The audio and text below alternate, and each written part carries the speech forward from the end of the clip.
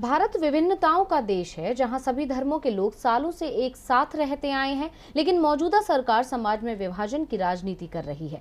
देश में अब शिक्षा पर जमकर सियासत हो रही है और एक खास समुदाय को मुख्यधारा से अलग करने की साजिश रची जा रही है। क्या है पूरी खबर, देखते हैं ये रिपोर्ट। शिक्षा हर व्यक्ति का बुनियादी अधिकार है और देश के विकास के लिए हर व्यक्ति का शिक्षित होना जरूरी है। लेकिन मोदी सरकार मौजूदा शिक्षा व्यवस्था में बड़े बदलाव की पक्षधर है। सरकार देश में शिक्षा में भगवाकरण पर जोर दे रही है और एक खास समुदाय को टारगेट करते हुए उसे शिक्षा से वंचित कर देना चाहती है। कर्नाटक की बीजेपी सरकार एक ओर छात्राओं के हिजाब का विरोध कर रही है, तो दूसरी ओर सरकार के अंदर से भगवत गीता को स्कूली पाठ्यक्रम में शामिल करने की मांग भी हो रही है।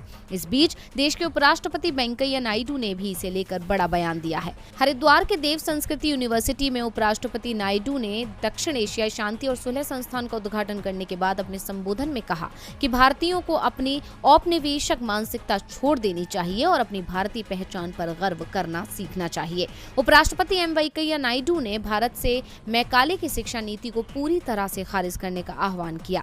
नायडू ने कहा कि सरकार पर शिक्षा का भगवाकरण करने का आरोप है, लेकिन भगवा में क्या गलत है। उन्होंने कहा, थॉमस बविंगटन मैकाले एक ब्रिटिश इतिहासकार थे जिन्होंने भारत में शिक्षा के माध्यम के रूप में अंग्रेजी की शुरुआत में एक प्रमुख भूमिका निभाई थी। युवाओं को अपनी मातृभाषा का प्रचार करने के लिए प्रोत्साहित करते हुए उन्होंने कहा, मैं उस दिन की प्रतीक्षा कर रहा हूँ जब सभी नोटिफिकेशन राज्य की मातृभाषा में जारी की जाएगी। आपकी मातृभाषा आपकी दृष्टि की तरह है। उन्होंने कहा कि भारत आने वाले विदेशी व्यक्ति अंग्रेजी जानने के बावजूद अपनी मातृभाषा में बोलते हैं क्योंकि उन्हें अपनी भाषा पर गर्व है। लेकिन अब सवाल ये उठता है कि देश की शिक्षा क्या लोगों को रोजगार और वैश्विक स्तर पर मुकाबला करने के लिए तैयार कर पाएगी? क्या हम आधुनिक युग में पारंपरिक शिक्षा के जरिए दुनिया में लोगों के साथ कंधे से कंधा मिलाकर चल पाएंगे? अंग्रेजी भाषा के बिना क्या देश विकास कर पाएगा? ये वो बुनियादी सवाल हैं जो लगातार खड़े हो